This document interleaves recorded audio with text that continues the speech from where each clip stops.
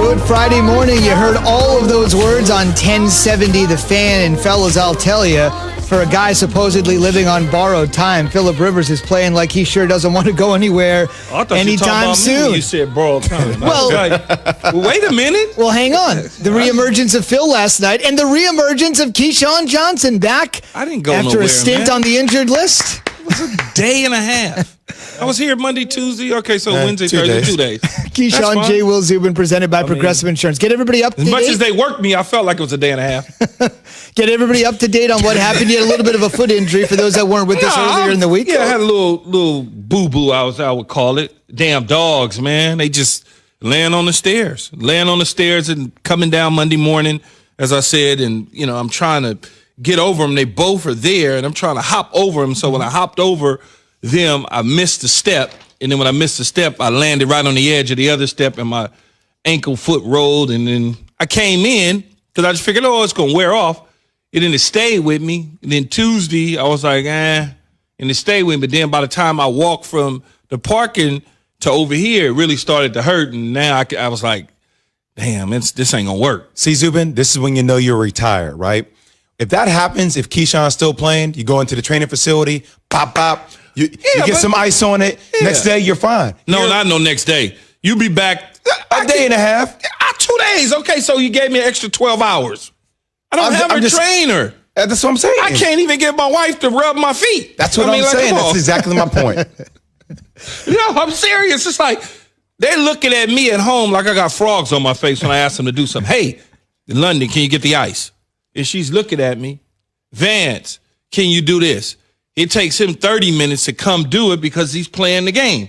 So it's just like... It's your 8-year-old son. Yeah.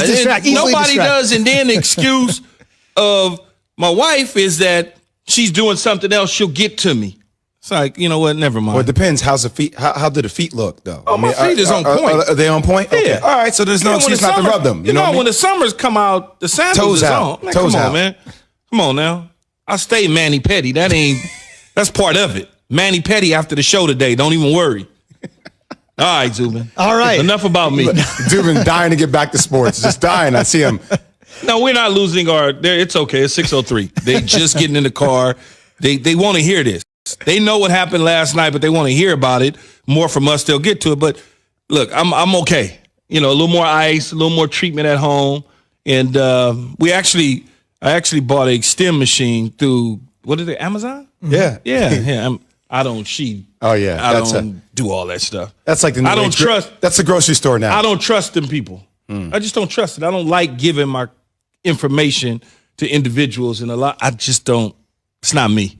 But she does it. She likes Amazon, and she likes the grocery store people. I'm like, Amazon Prime, yeah. They brought some groceries to the house the other day. It was a bag with like 6 things. $150. I'm like, you could have went around the corner and bought that. 6 products, $150. That's the life we live right now. Nostrils flared up, eyes. I'm like, man, what?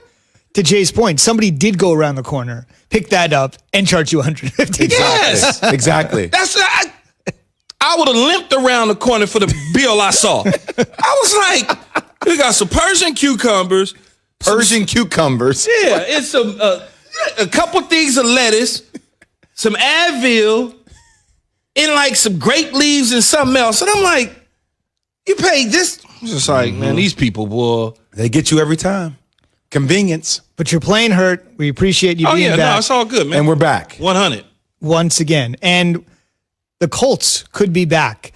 They are now tied atop the AFC South with the team they knocked off last night, the Titans. They'll play again in Indy November 29th. What a big game that will be. But let's talk a little bit about at the top here. Yesterday when Bart Scott was filling in for you, there was a big discussion about Phillip Rivers and what his short-term future is. When you've played basically in the league as long as he has, you got to talk short-term future, right? And essentially, a lot of people were saying this could be a big game for Phillip Rivers. If they struggle, you never quite know. Jacoby Brissett is there. They clearly wanted him to be in the starter. They've given him an opportunity to be the starter. Couldn't work out. But this is why last night's performance, by the way, bolstered by the NFL's best defense that didn't allow a point in the second half last night, this is why you stick with Phillip Rivers. Oh, I was waiting for some sound there, but there's no sound. Yeah, I was one of those guys that 4 or 5 games ago, I said, look, he was throwing picks, and it wound up losing to Cleveland, I believe that game was. And I said, look, he's on a pitch count. He's a day-to-day guy for me, game to game. And we got past that, and you say, well, should we bench him? No, you don't want to bench him yet, because when you bench Phillip Rivers as a older, kind of like at the end of the day veteran, it's over with at that point. You can't keep playing games back and forth. Jacoby Brissett comes out and lays an egg, then you go back to Phillip Rivers. Now you're toying with the team and their emotions. Yesterday I was asked, or 2 days ago, I was asked if Phillip Rivers struggles in Thursday night's game, what should they do? I said, you certainly look to see what the struggles are. Can you win the game? Do you have an opportunity to win the game despite his struggles? And put Jacoby Brissett in the game, let's say third quarter, and then they go on to win. Or is Phillip Rivers struggling so bad that you yank him in the first quarter? Just got to kind of let the game play itself out to see what it is. They're on a pitch count with him for sure still. Game to game. This is a game-to-game situation. They're first in the division. Why screw it up now? Rivers played well, but I think this game, for me, came down to the special teams for the Titans. I mean, as my daughter would say, PU. Like, they stink.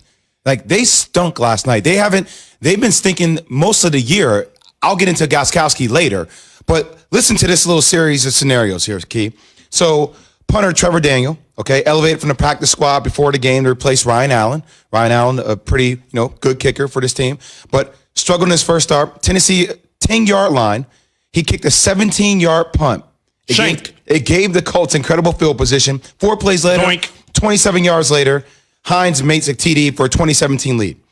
Then the Titans go 3 and out. Next drive, Daniels gets his punt blocked by EJ Speed. TJ Carey scored a touchdown, 27-17. Bam, in the span of like 2 minutes, that kind of lead. Then I don't know when the last time Gostkowski has made a field goal kick.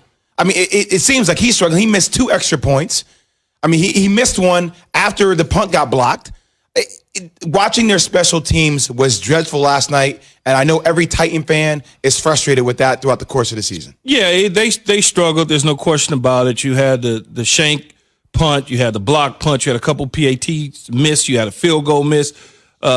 Steven Gostkowski, clearly Bill Belichick got it right when he decided to part ways with him in terms of looking at some of the things that he was doing from a kicking standpoint.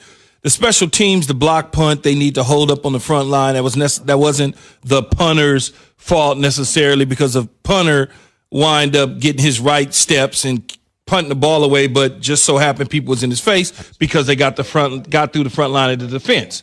Then when you look at the shank, that was something when you backed up and you were a punter coming off the practice squad, Jay Will, when you backed up in your own end zone to a degree, you start to panic, and he rushed that kick. So therefore, it's shanked off to the right, minimum gain. They go right back down the field and answer and scored a touchdown on the Indianapolis Colts side. But they've got to do a better job offensively when they get down of learning how to push the ball down the field and not relying just solely on Derrick Henry to run the ball. Derrick Henry had a pretty good night, 20 carries, a little bit over 100 yards, had a couple nice runs there during the game, but they've got to figure out how to take their passing game to the next level, sort of kind of like a Baltimore. They need to figure out how, even though they got some great weapons on the perimeter with Davis, the first-round pick out of Western Michigan, the other young man, A.J. Brown, out of Mississippi. I'm surprised Mississippi was so bad when they had both of those receivers. Well, both of them was hurt a lot, I guess, at Ole Miss. You're adding DK Metcalf. Yeah, DK Metcalf and Brown there. So when you look at Tennessee, they've got to go back now and take a look at how they want to throw the ball down the field and in situations to make things work for them. Last thing, I love the numbers, and this has to be mentioned. Yesterday, Phillip Rivers of the first quarter passed Dan Marino for all-time passing yards. He's now in the top 5. If you don't get to a Super Bowl, don't play in one. The statistics, top 5 all-time in the NFL in passing. That just sounds right. Number 4 is Brett Favre. He has to play a few more seasons to catch Brett Favre. I'm not sure he's got a few more seasons left. Phil is dying to be a high school football coach for his son. And the last thing I want to say, Drew Brees is less than 500 yards away from 80,000.